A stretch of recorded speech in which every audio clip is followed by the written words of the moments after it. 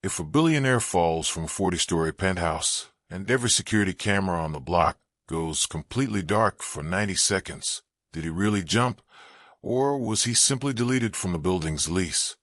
Record log, May 26, 2026. Case reference, the guest on floor 4. Investigators called it a tragic accident for exactly 12 hours. In the ultra-luxury residential towers of Manhattan's Billionaires Row, things don't just happen. Every square inch of premium real estate is engineered. The air is filtered. The glass is blast-proof. The elevators require biometric authentication before they even move an inch. And the doormen are paid six-figure salaries specifically to remember every face, every name, and every delivery box that crosses the limestone threshold. Most people think a murder requires an entry point, a broken window, a picked lock, a forced door in a dark alley. But they are wrong. The most dangerous killers don't need a crowbar. They need a network protocol. They plan your execution between a corporate board meeting and an international flight. The kind of killer who knows exactly how to override a private elevator's mechanical braking system from a laptop 3,000 miles away. Let's look at the evidence. Let's establish the geography. Park Avenue, Upper East Side. The building was known simply as the Obsidian. It was a 40-story monolith of black glass and steel, home to hedge fund managers, tech magnates, and foreign diplomats. On the top floor sat Penthouse A. It was the multimillion-dollar residence of Julian Vance, a high-profile corporate defense attorney who spent his career protecting Fortune 500 companies from federal investigation. He was a man who knew where every body was buried, because he was usually the one who paid for the shovel. But at 3:40 on a freezing rainy Thursday morning, the pavement below the Obsidian registered a massive kinetic impact. It wasn't a piece of loose masonry. It wasn't a fallen gargoyle. It was Julian Vance. He was wearing a custom-tailored tuxedo. His watch was still ticking. His hands were empty.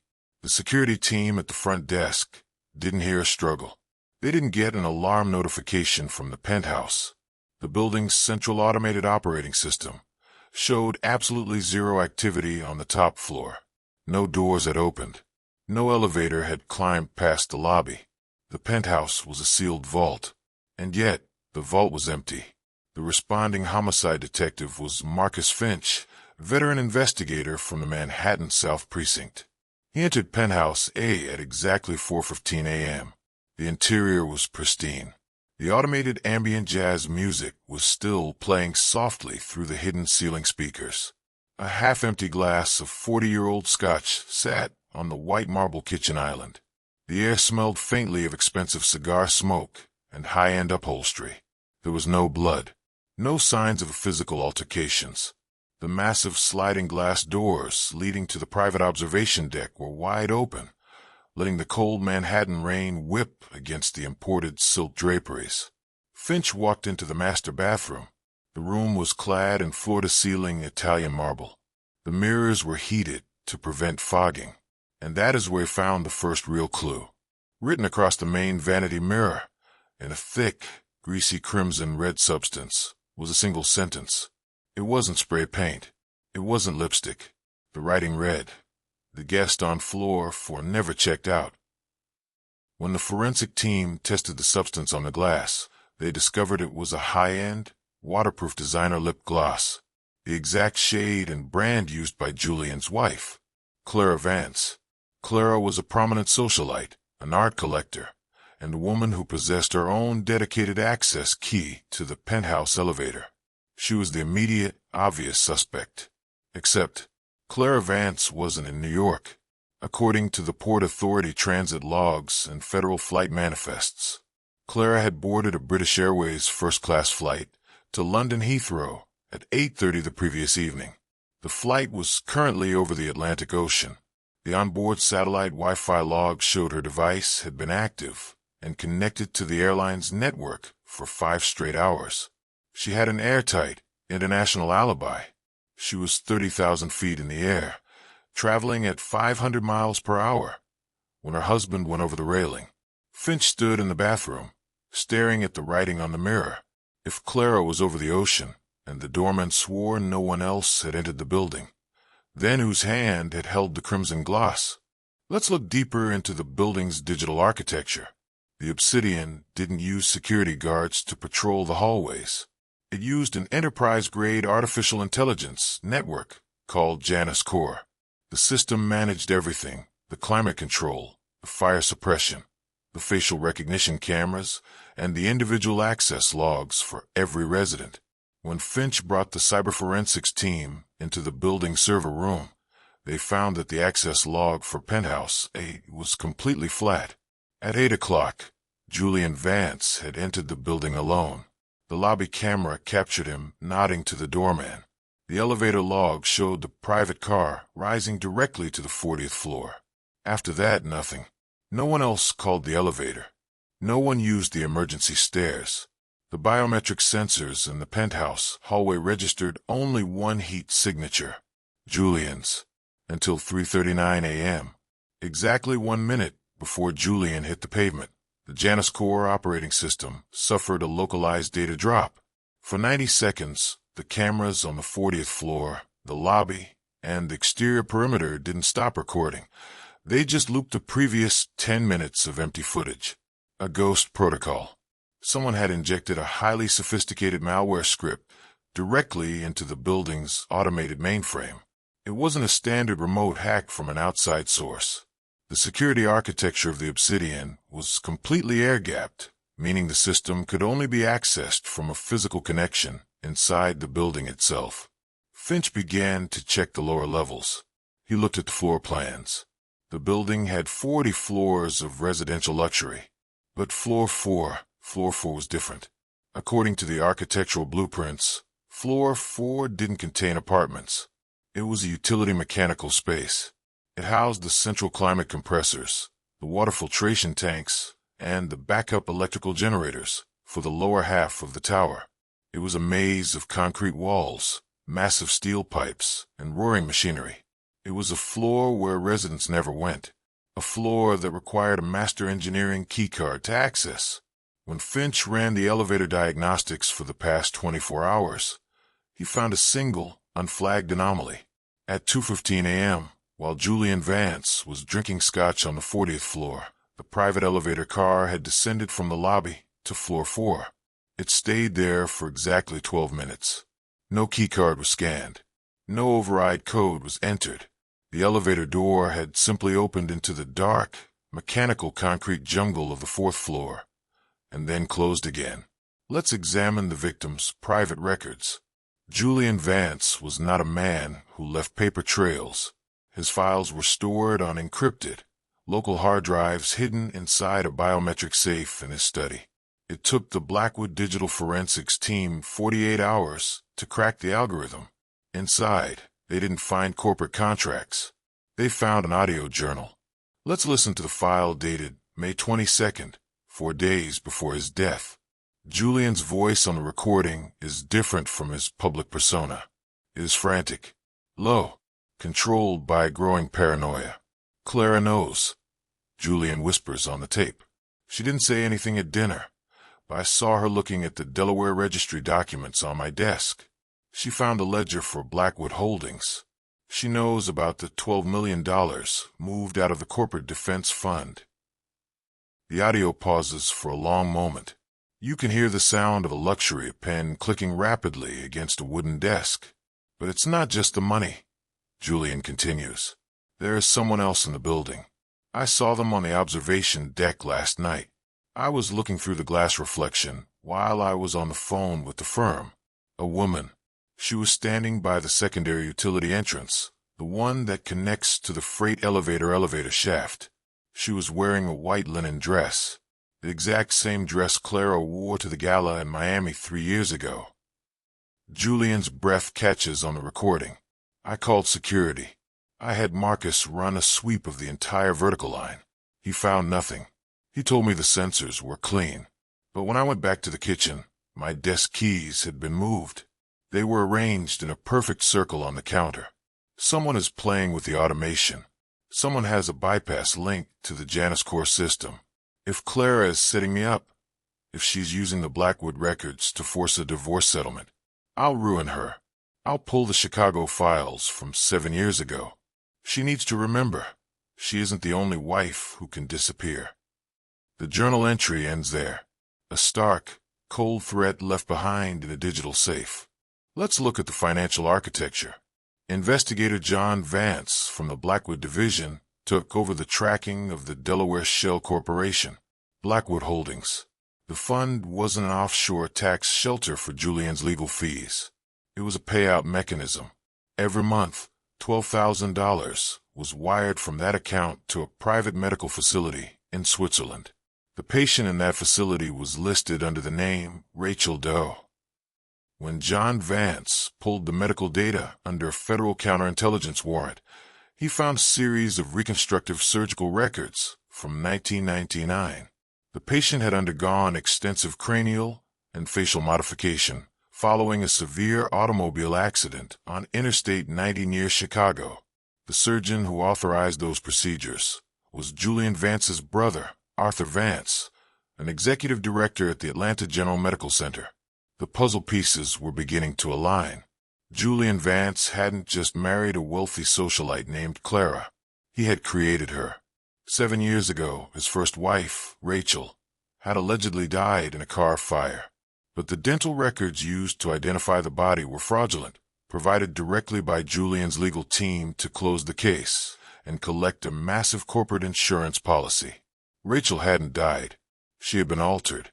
She had been transformed through multiple surgeries into Clara, a completely new identity with a new face, a new social security number, and a new life in New York high society. It was the ultimate asset protection scheme. She became the perfect, untraceable partner for his corporate laundering operations. But Clara, or Rachel, had grown tired of being an asset. She had discovered that Julian was planning to replace her again. He had already opened a secondary account in Delaware, preparing for another accident, another transformation. So she built the perfect counter-strategy, an alibi that defied physical possibility.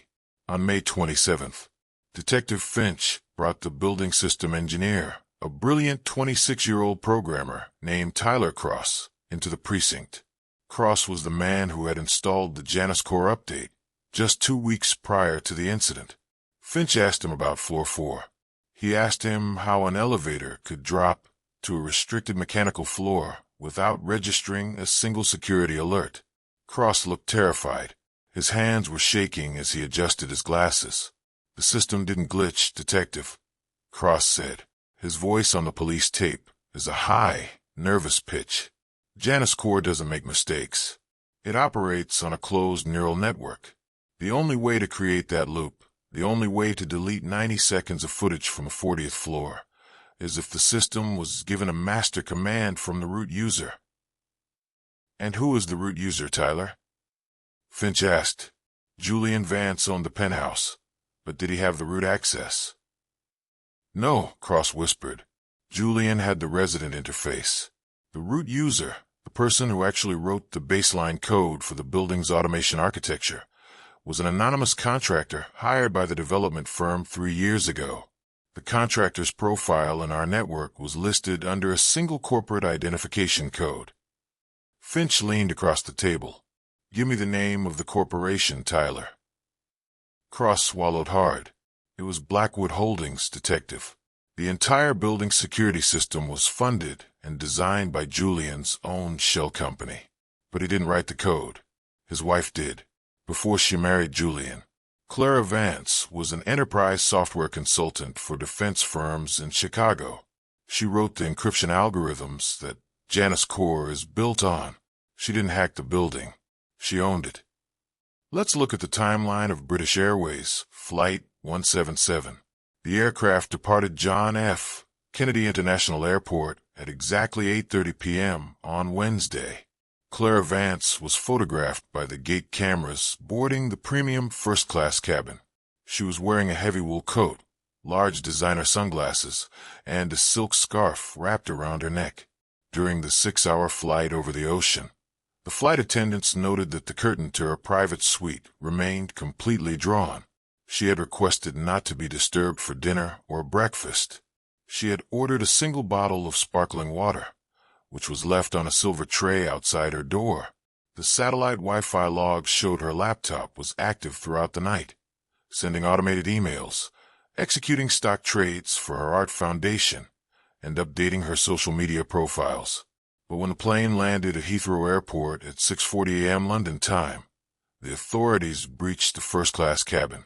Clara Vance was sitting in her seat. She looked elegant, untouched by the long journey. But when the customs officer asked for her passport, she didn't hand them an American booklet. She handed them a Swiss identity card under the name Rachel Vance. And when Finch checked the internal security cameras of the Obsidian from the night of the murder, he found the missing 90 seconds of data. It hadn't been deleted. It had been routed to a secondary partition in the server room on floor 4. The footage showed the private elevator opening on the 40th floor at 3:35 a.m. A woman stepped out. She wasn't wearing a travel suit. She was wearing a white linen dress.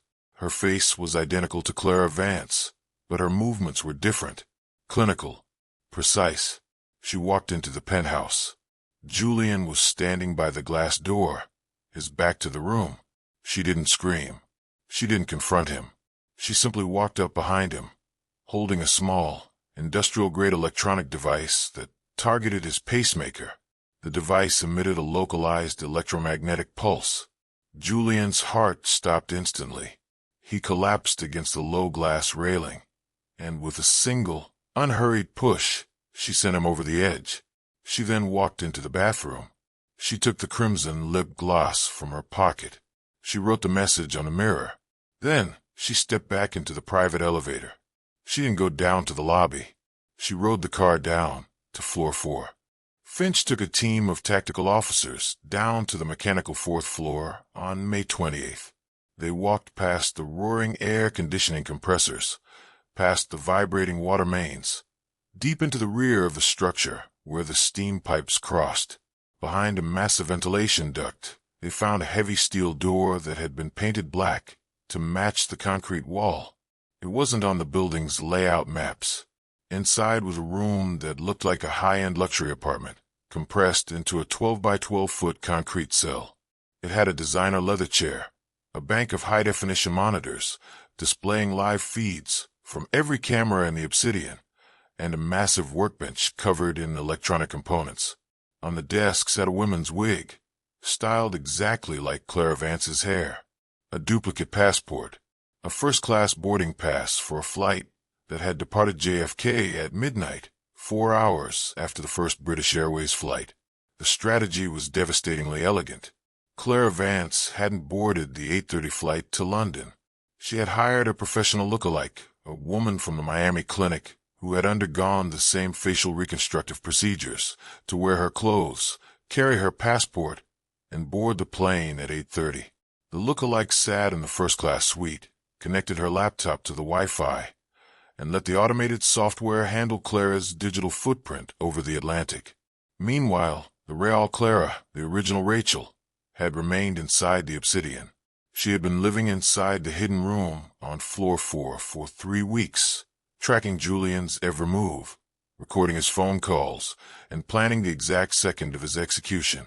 After pushing Julian from the roof, she returned to floor 4, changed her clothes, used a freight elevator shaft to slip out through the building's basement utility exit, and took a private car to Newark Airport, where she boarded the midnight flight to London under her original identity, Rachel Vance. She arrived in London at almost the exact same time as her lookalike. They met in the premium transit lounge at Heathrow, swapped passports in a private restroom stall, and the lookalike vanished into the European rail network with $1 million payout from Blackwood Holdings. Clara walked out of the airport as Rachel, a woman who officially didn't exist, holding an airtight alibi for a murder that had been executed by a ghost. The Obsidian penthouse remains dark. The central AI network, Janus Core, was permanently uninstalled by federal order after investigators realized the system could be used to monitor the financial transactions of half the corporate executives on the East Coast. Julian Vance's body was buried in a private plot in upstate New York. His legal firm went into immediate bankruptcy, as every single one of their corporate clients pulled their files out of fear that the Blackwood division would uncover their own offshore ledgers. The case file 67 Beta 2 is officially indexed, but 3 days ago, Detective Finch received a package at his home address. There was no return label. The postmark originated from a small town on the Swiss border. Inside the box was a single item, a polished silver compact mirror. When Finch opened it, he found a small note tucked inside the glass frame. It was written in elegant, precise hand, the handwriting of a corporate attorney turned master strategist. The note read, "The penthouse was a beautiful cage, Marcus, but the fourth floor is where the foundation lives. Thank you for closing the record. The money in the Delaware registry has disappeared. The shell companies have been dissolved into the dark web network. The names are gone from the screens. The Blackwood file is officially closed. But as an investigator, I will leave you with one final thought. Before you step into a luxury elevator tonight, before you trust your safety to an automated door or a smart home security system, remember the structure. Remember that the security you are paying for might just be the wall that keeps the investigator out. Look closely at the floor layout in your building. Check the mechanical spaces, and make sure you know who is actually running the machine. If you want to hear more classified leaks from the Blackwood Vault, hit the subscribe button and leave a comment below with your theory about how many other ghosts are currently living on floor 4. This is the Blackwood Files. Record log officially ended.